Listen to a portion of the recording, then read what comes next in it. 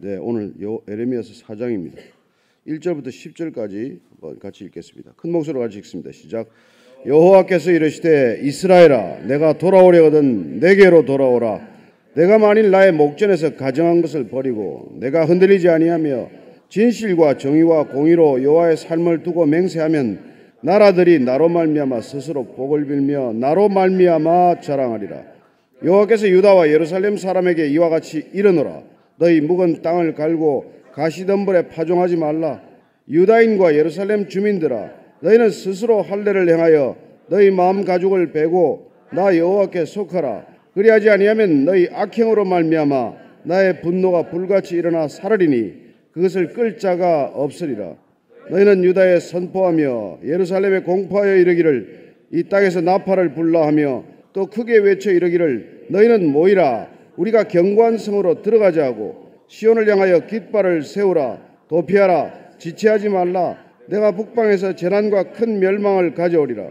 사자가 그 숲풀에서 올라왔으며 나라들을 멸하는 자가 나와왔으되 내 땅을 황폐하게 하려고 이미 그의 처소를 떠났은즉 내 성읍들이 황폐하여 주민이 없게 되리니 이로 말미암아 너희는 굵은 배를 두르고 애곡하라. 이는 여호와의 맹렬한 노가 아직 너에게서 돌이키지 아니하였습니다. 여호와의 말씀이니라. 그날의 왕과 지도자들은 낙심할 것이며 제사장들은 놀랄 것이며 선지자들은 깜짝 놀라리라. 내가 이르되 슬프도소이다. 주 여호와여 주께서 진실로 이 백성과 예루살렘을 크게 속이셨나이다. 이르시기를 너희에게 평강이 있으리라 하시더니 칼이 생명에 이르렀나이다. 아멘. 하나님의 이스라엘 백성을 향해서 애타는 사랑의 노래는 늘 돌아오라는 것이죠. 돌아오라, 돌이키라. 예레미야서에는 이 돌아오라, 돌이키라는 말이 125번이나 반복됩니다. 제발 돌아오라는 거예요. 마치 집 나간 아들에게 돌아오라고 간곡하게 호소하는 것처럼 하나님께서는 이렇게 돌이키라고 말씀하시는 것입니다. 하나님께 돌이키면 모든 것이 새롭게 시작이 됩니다. 하나님께서 용서하시는 것을 받아들이면 우리는 온전히 새로운 출발을 할 수 있습니다. 하나님은 늘 새로우신 하나님입니다. 저는 저와 여러분들이 어제 하나님을 믿지 않게 되기를 바랍니다. 어제의 신앙으로 오늘 살지 않게 되기를 바랍니다. 어제 내가 무엇이었든지 어제는 어제일 뿐이 지나간 것입니다. 하나님은 늘 미래에 계세요. 늘 우리를 손짓하십니다. 하나님께 돌이키는 것이 사는 길입니다. 그런데 어떻습니까, 인간은? 끊임없이 하나님으로부터 돌아서는 것이죠. 하나님께서부터 얼굴을 돌리고 하나님을 향하던 발걸음을 돌이켜 세상으로 줄다름치는 것을 보게 됩니다. 그리고는 그 세상 속으로 가는 걸음 속에 하나님이 동행해달라고 매일 때를 쓰고 기도하는 것이죠. 하나님께 돌이키면 간단한데 세상으로 가기 위해서 하나님을 끌고 가는 일은 불가능한 일입니다. 여러분, 하나님을 내 뜻대로 끌고 갈 수 있으면 그게 하나님입니까? 그런 하나님을 원하십니까? 그래서 인간은 그렇게 많은 신을 만드는 거예요.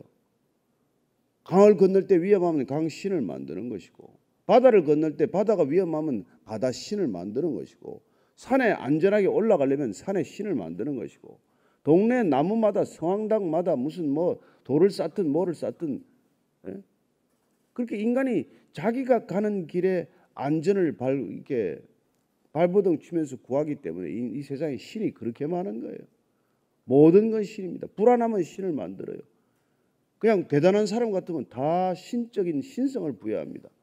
그래서 생겨난 게 또 아이돌들이에요.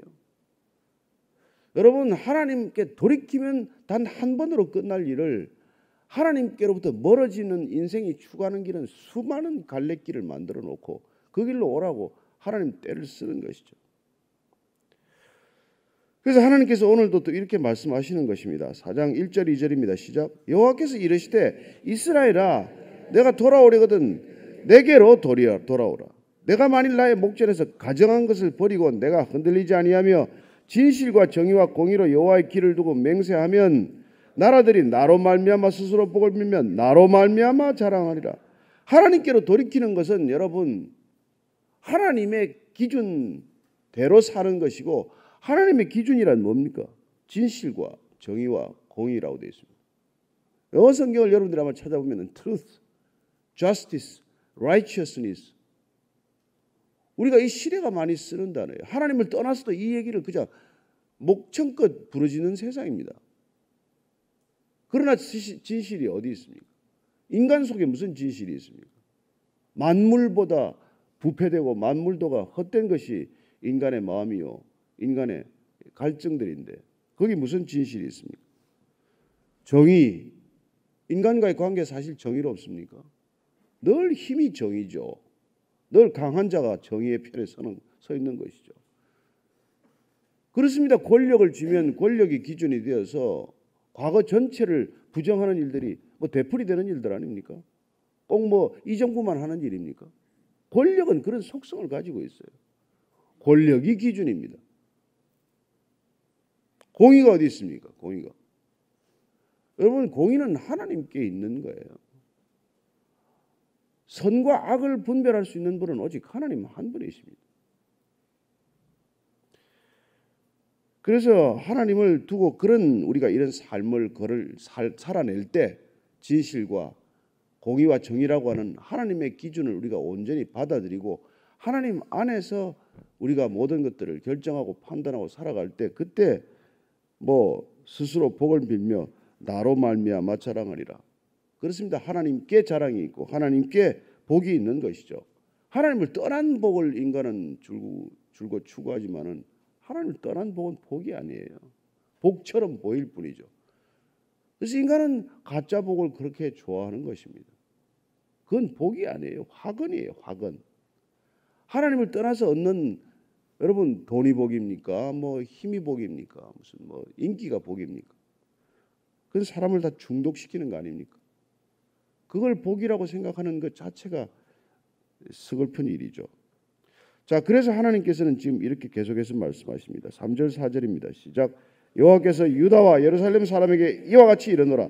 너희 묵은 땅을 갈고 가시덤불에 파종하지 말라.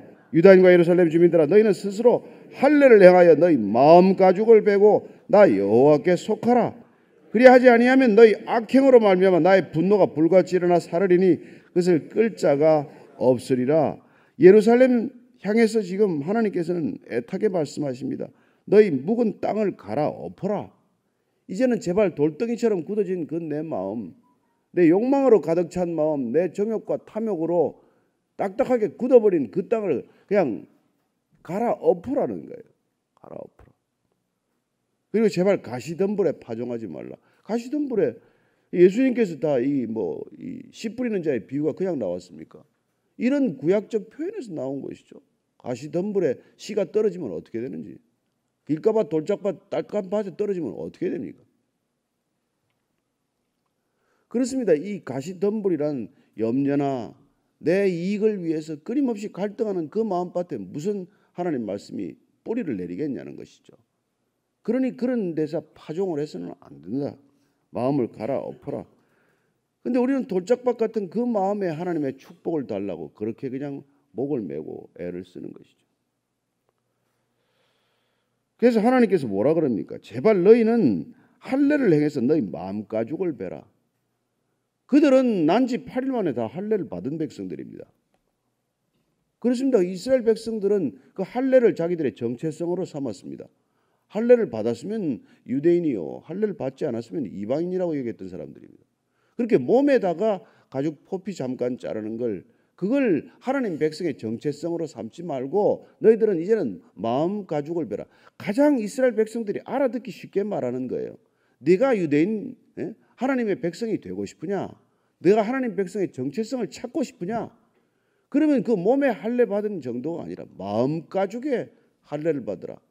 우리는 잘 얼핏 들어오지 않는 단어지만은 이스라엘 백성들은 이 말을 하면은 무슨 말인지 어린 삼척 동자도 다 알아듣는 말이란 말이에요. 마음의 할례를 받으라. 예수님께서 오셔서 그 얘기 동일한 얘기 하시는 거예요. 그리고 이 지금 예레미야만 처음 이 얘기를 하는 게 아닙니다. 마음 가죽에 할례를 받아라. 이거는 우리가 잘 아는 대로 신명기에서부터 다 나오는 말이에요. 신명기 한번 찾아볼까요? 신명기 11장 16절입니다. 신명기 말씀. 처음부터 하나님께서는 이 말씀을 하신 거예요. 신앙은 겉의 문제가 아니라 중심의 문제다. 신앙은 늘 마음속의 문제다. 자, 16절 읽습니다. 시작. 그러므로 너희는 신명기 10장 16절이네. 죄송합니다. 10장 16절 시작. 그러므로 너희는 마음의 할례를 행하고 다시는 목을 곧게 하지 말라. 그렇습니다. 몸에 할례 받은 사람들이 얼마나 목이 굳었는지 하나님께서는 마음의 할례를 받고 제발 목 좀 곧게 하지 말라. 이 옛날에 우리 이게 얼마나 구약의 표현입니까? 목에 힘 주지 마라. 너 제발 목에 힘 좀 빼라. 여러분 목에 힘 좀 빼. 옆에 한번 보시죠. 목에 힘 들어갔으면 좀 얘기 좀 해주세요. 목에 힘 들어가는 거 이게 교만 아닙니까? 그러니까 마음에 그 할례를 받아야 사람이 하나님의 백성이 되는 것이고, 하나님의 백성이란 하나님 앞에 목이 곧은 백성이 되지 않는 것이고, 그리고 하나님 앞에서 진정으로 겸손한 사람이 된다는 거예요. 겸손한 사람. 누가 겸손을 2년간 묵상했더니 겸손 끝에 내린 결론은 내가 결국 겸손할 수 없다는 거였다는 거예요. 2년간 겸손만을 묵상했는데 결과는 나는 절대로 겸손할 수 없다. 그렇습니다. 나는 내 혼자 힘으로 절대 겸손할 수 없다는 걸 아는 게 고작 겸손 정도라는 거란 말이에요. 그래서 하나님께서는 겸손할 수밖에 없는 상황으로 우리를 내몬단 말이에요. 뭐 목에 힘줄 만한 걸 다 걷어간단 말이에요. 그래야 기껏 이제 무릎을 꿇고 두 손 드는 일을 한단 말이에요. 그래서 하나님 앞에 엎드려서 두 손 들고 그냥 통곡하는 게 고작 겸손의 시작이란 말이에요. 그런 일도 없으면 겸손할 일 자체가 없는 거예요. 뭐가 겸손하겠어요? 그리고 그렇게 해야 너희들이 겸손하고 그렇게 마음가죽을 베어야 여호와께 속하라. 여호와께 속하라. 아주 너무너무 신앙을 쉽게 말하는 거예요. 신앙이란 하나님께 속하는 겁니다. 여러분 신앙은 줄 잘 서는 거예요. 세상 줄 안 서고 하나님께 줄 서는 겁니다. 너무 쉽지 않아요. 하나님한테 줄 서라는데. 그래도 뭐 진보라 해야 됩니까? 보수라 해야 됩니까? 그래도 좌파야 됩니까? 지금 우파라 해야 됩니까? 하나님께 줄을 서라니까. 하나님께. 세상 줄을 섰다가 얼마나 여러분 패가 망신하는 사람이 많습니까? 세상 줄이 줄이라고 동아줄이라고 믿었다가 썩은 동아줄 돼서 떨어진 사람이 얼마나 많습니까? 여러분 하나님만 줄로 삼으면 여러분 하나님께 안에서만 안전이 있다는 것을 기억하십시오. 우리는 어디에 줄을 서야 이게 대세냐, 어디에 줄을 서야 이게 안전하냐, 어디에 줄을 서야 성공하냐, 출세하냐. 심지어 교회도 그래요. 이거 담임 목사 편에 서야 되나, 원로 목사 편에 서야 되나. 맨 그거 아닙니까? 이 목사가 힘이 있나, 저 목사가 힘이 있나. 이게 정치판이지 무슨 교회예요. 그런 데가 있다면. 그러니 여러분 이게 매 사람이 본능적으로 촉각을 곤두세워서 어디가 힘이 있나, 어디가 이게 줄을 서야 되나. 그리고 그 줄을 서게 해달라고 또 기도를 해요. 그 줄 서게 해달라고. 아니면 내가 줄을 만들게 해달라고 또 기도를 해. 내 줄 좀 세우게 해달라고. 그래서 여러분 고린도 교회 생긴 게 바울파, 아볼로파, 게바파, 그리스도파 그렇게 줄을 또 만든단 말이에요. 그렇게 줄. 근데 하나님께서는 나에게 속하라. 신앙이란 하나님께 속하는 것입니다. 여러분 절대로 저한테 속한 사람 없다는 거 기억하십시오. 저하고 더 얼굴 더 마주쳐봐야 좋을 거 하나도 없습니다. 저는 뭐 보면 이 사람 헌금 좀 더 안 하나, 교회 좀 더 자주 안 나오나 이런 거나 볼 줄 알았지 뭘 보겠어요. 여러분들이. 그러니 여러분들이 하나님하고 시선이 맞고 하나님께 그 마음을 드려야, 그래야 여러분 하나님께 속한 사람이 되고 그게 하나님의 백성이 되는 거지. 안 그러면 저와 여러분들이 뭐 다 사람의 백성이 되는 것이죠. 우리가 사람한테 줄 서기 위해서 교회까지 나오냐 이 말이에요. 여기도 누구 줄이 필요해서 나오는 겁니까? 하나님께 줄을 서면 흩어지는 것도 문제가 없고 모이는 것도 문제가 없고 무슨 일을 해도 문제가 없어지는 것이죠. 저는 하나님께 속한 저와 여러분들이 되는 거, 이게 마음이 하나님께 꼭 정해져야, 그래야 여러분 흔들림이 없죠. 그래서 우리가 야고보서 말씀대로 우리가 마음에 정함이 있어야 흔들림이 없는 거예요. 안 그러면 우리 늘 불안합니다. 교회를 다녀도 왜 불안할까요? 하나님께 속하라는데 하나님께 속하지 않고 세상에 속해 있기 때문에 그런 거예요. 세상에 속해 있으면서 하나님을 세상 밖으로 끌어내서 하나님 내 가는 길에 같이 동행해 달라고 하니까 문제가 심각해지는 거예요. 하나님이 가는 길에 내가 편성을 해서 하나님 편에 서면 그건 문제가 될 게 없지 않습니까? 이솝우화에 보면은 뭐 그냥 사자가 목에 힘을 주고 자기가 무슨 이 온 밀림의 왕자처럼 그렇게 하는데 그렇게 사자 꼭대기 위에 파리 한 마리 앉아가지고 지가 사자 보고 웃었다는 거 아니에요. 내가 네 머리 꼭대기에 앉았다. 어쩌면 그게 어리석은 우화지만은 우리가 하나님의 어깨에 올라 앉아 있는 게 그게 세상 사는 비결이란 말이에요. 그러면 가장 안전하죠. 그걸 안 게 다윗 아닙니까? 다윗이. 예? 내가 누구 등에 앉아야 사는지를 안 거란 말이에요. 그러니 골리앗을 봐도 두렵지 않은 사람이 된 거란 말이에요. 왜냐하면 하나님이 세상보다 크기 때문에 그래요. 예수님이 세상을 이기셨기 때문에 그렇습니다. 담대하라, 내가 세상을 이겼다. 그 말을 안 믿으니까 우리가 세상 편에 서 있는 거예요. 그리고 예수님 도와주세요. 하나님 도와주세요. 뭘 도울 게 있어요? 하나님 편에 서 있으면 뭘 도와달라고 말할 게 있어요? 사실은. 하나님이 행하시는 일을 보면 됐지. 그러니 신앙 전체의 틀을 바꾸지 않으면 우리는 그냥 더 괴로운 존재가 되는 거예요. 하나님 여기 안 계십니까? 계신데 매일 찾아요. 그죠? 살아계신 하나님 꼭 죽은 것 같으니까 그런 기도를 우리가 하는 거예요. 옛날에 맨날 우리 애 없고 애 찾는다 그런 말 있잖아요. 아기를 얻고 맨날 아기를 찾는데 하나님이 내 안에 계신데 하나님 부르고 있는 거예요.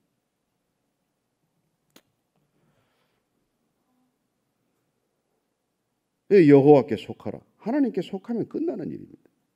그리하지 아니하면 너희 악행으로 말미암아 나의 분노가 불같이 일어나 사르리니 그것을 끌 자가 없으리라. 이제는 불심판만 남지 않았습니까? 물심판 끝났고 무지개 언약으로 물심판 다시 안 하겠다고 하셨으니까 남은 게 불심판 아닙니까? 자, 5절 이해합니다. 시작. 너희는 유다에 선포하며 예루살렘에 공포하여 이르기를 이 땅에서 나팔을 불라 하며 또 크게 외쳐 이르기를 너희는 모이라 우리가 견고한 성으로 들어가자 하고 시온을 향하여 깃발을 세우라 도피하라 지체하지 말라 내가 북방에서 재난과 큰 멸망을 가져오리라. 하나님께서 돌이키라 돌아오라 이게 마지막이다.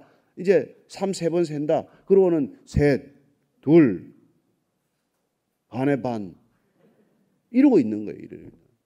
그 하나를 마지막 세고 결국 심판을 가져와야 되는데 또 기회를 한 번 더 주고 또 우리가 돌이킬 시간을 주는 거란 말이에요. 아직 시간은 있다. 아직 돌이킬 시간은 있다. 그런데 그 돌이킬 시간 동안 돌이키지 않으면 무슨 일이 일어납니까?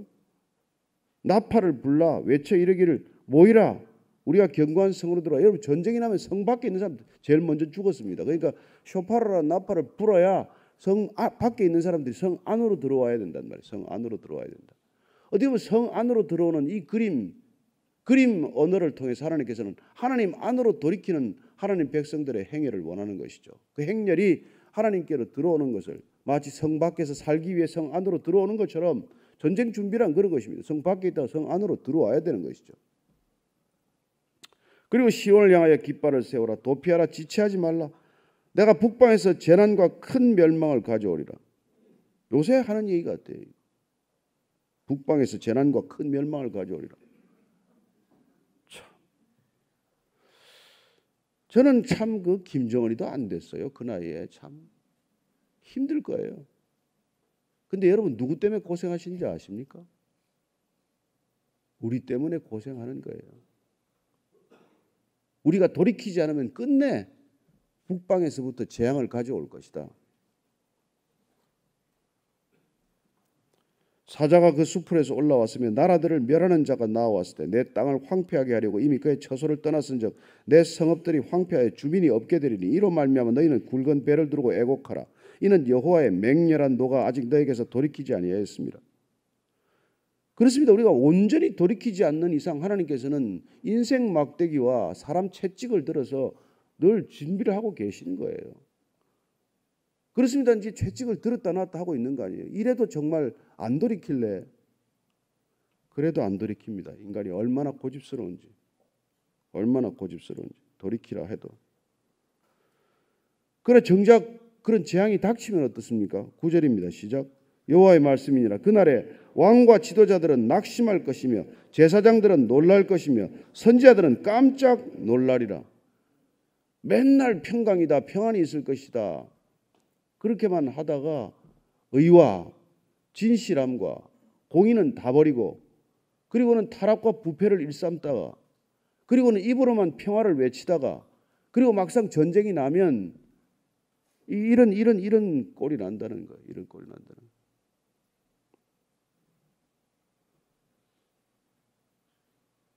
전쟁 끝난 지가 한 70년 되니까 평화는 따놓은 당상 같습니까? 그렇지 않지 않습니까? 언제든지 전쟁은 있을 수 있는 거예요. 정말 지금 이때는 교회가 깨어서 무릎 꿇고 기도하지 않으면 다른 길이 없어요. 뭘 어디를 믿어요? 미국을 믿습니까? 일본을 믿습니까? 중국을 믿습니까? 누굴 믿어요? 우리가 그 편에 서는 것이 아니라 하나님 편에 먼저 서는 사람들이 하나님께 엎드려서 마음의 가죽의 할례를 하고, 그리고 우리가 회개하고 우리가 하나님께 돌이켜서 부르짖지 않으면은 여러분 망하는 건 한순간이에요. 무슨 기적 같은 거, 한강의 기적 같은 건 허물어지는데 하루아침이면 끝나는 일입니다. 세우는 건 반세기, 무슨 한 세기가 걸렸지만, 우리가 고작 잘 산 게 5천년 역사에서 한 50년 됩니까? 그저 제대로 좀 먹고 산 게 한 30년 됩니까? 그 30년 만에 마음이 고다지고 얼마나 교만해졌는지 해외 나가면은 아주 그냥 한국 저 관광객들 보면 알아요. 요새는 그걸 중국이 또 바톤을 이어받았더만.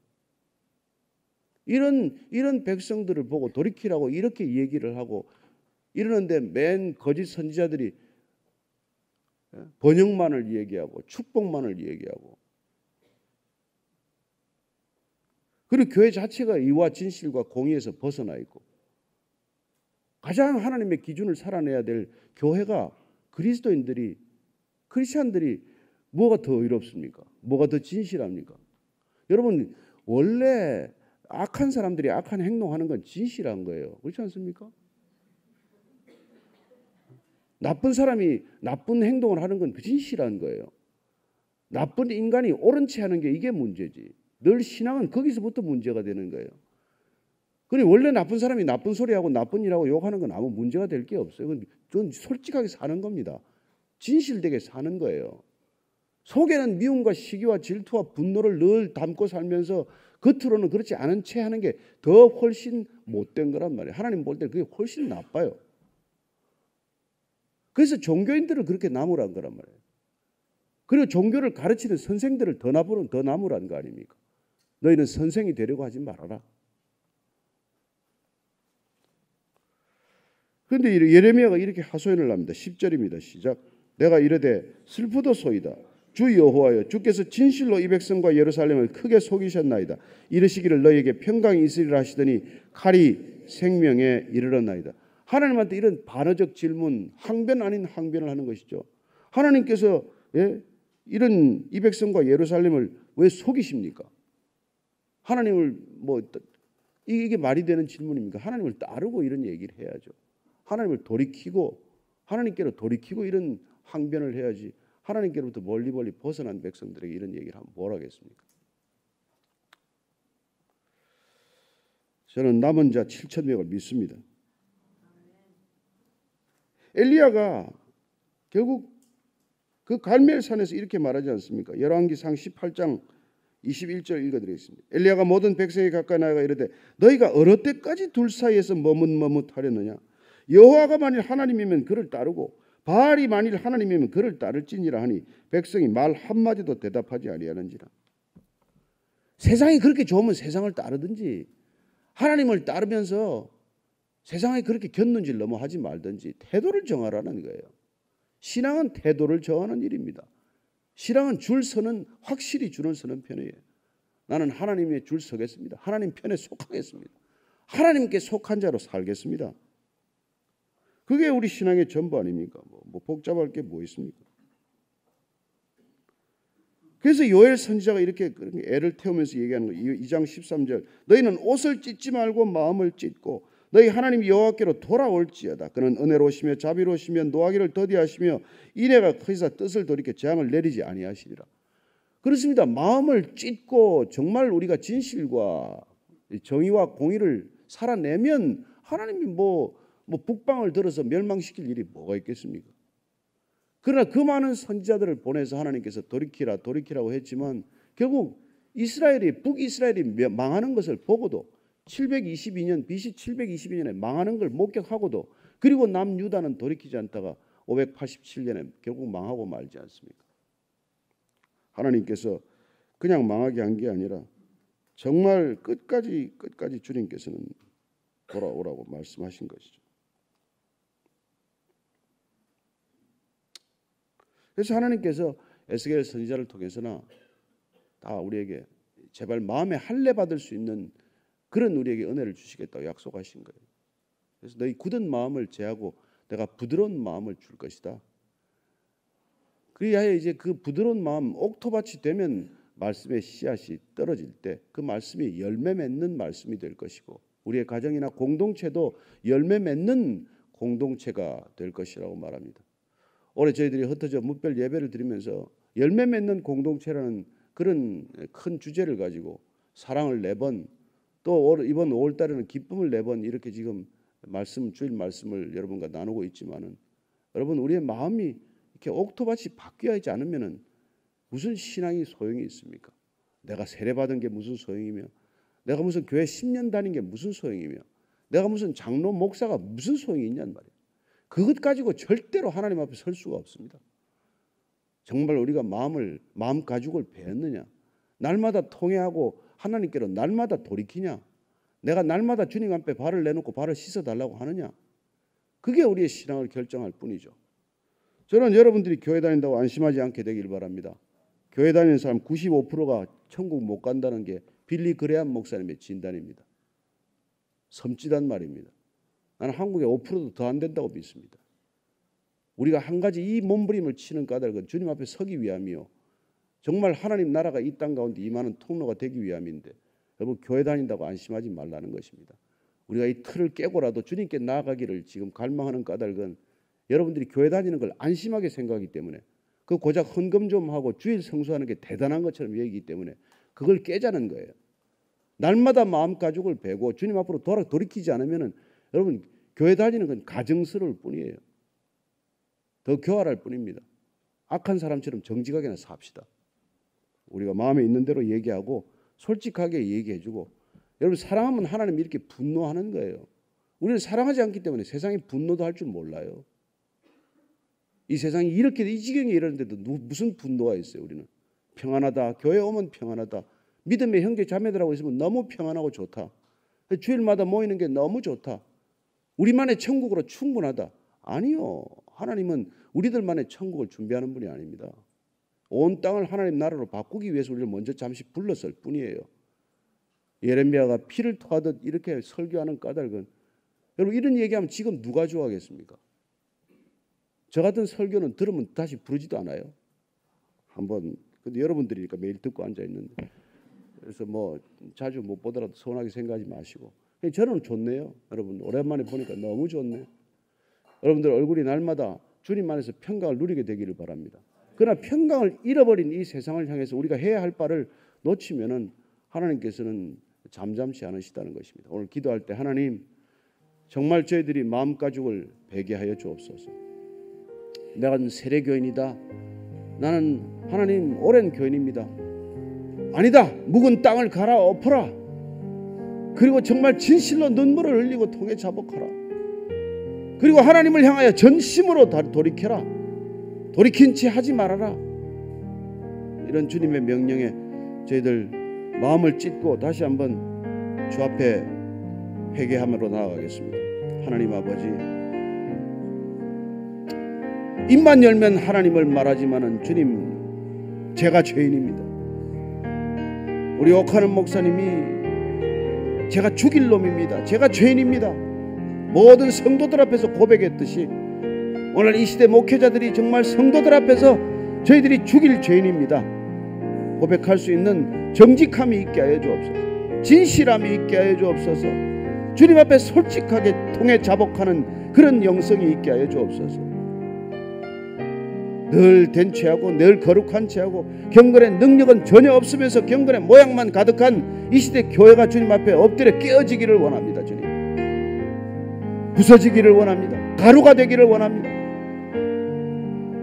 주님이 교회를 갈아엎으셔서 묵은 땅을 기경하셔서 정말 주께서 주의 부르신 주의 백성들이 주 앞에 엎드려서 주님께서 맡기신 이 사람들에게 하나님의 나라를 선포할 수 있는 놀라운 특권을 주셨사오니 주님, 그 특권을 놓치지 않게 하여 주옵소서. 우리가 문제입니다. 주님, 우리가 문제입니다. 세상이 문제가 아니라 세상으로 보내고자 하는 저희들이 문제입니다. 늘 주 앞에서 엎드려 겸손히 회개하고 늘 주 앞에 머리를 조아리는 우리 모두가 되게 하여 주옵소서. 하나님, 남을 비난하는 손가락, 그 한 손가락이 한 사람을 가리킬 때 네 가지 손가락이, 내 손가락이 나를 가르친다는 것, 남의 눈에 티를 빼기 위해 전에 하나님 내 눈에 들보를 바라보게 하시고 주님 말씀하신 대로 먼저 하나님의 나라와 그 의를 구하는 늘 그런 의와 진실과 공의의 삶이 되게 하여 주옵소서. 하나님 아버지, 주의 백성들이 주께로 돌이켜 진실한 백성 되게 하시고 정의와 공의의 백성 되게 하셔서 이 나라가, 이 세상이 타락하고 부패했다고 말하기 전에 우리는 얼마나 더 위선적이고 타락했는지를 돌아보게 하여 주옵소서. 그리하여 주님, 우리가 먼저 마음을 찢고 마음에 할례를 받는 백성들 되게 하셔서 주의 의와 공도를 흘려보내는데 걸림돌 되지 않게 하여 주옵소서. 이제는 우리 구주 예수 그리스도의 은혜와 하나님 아버지의 사랑과 성령의 깨닫게 하심과 눈을 뜨게 하심이 오늘 말씀대로 다시 한번 마음 가죽에 할례를 받고 진실과 정의와 공의의 삶을 살기로 살아내기로 결단한 이 자리에 고개 숙인 참된 하나님의 백성들 위해 지금부터 영원까지 함께 하시기를 간절히 축원하옵나이다. 아멘.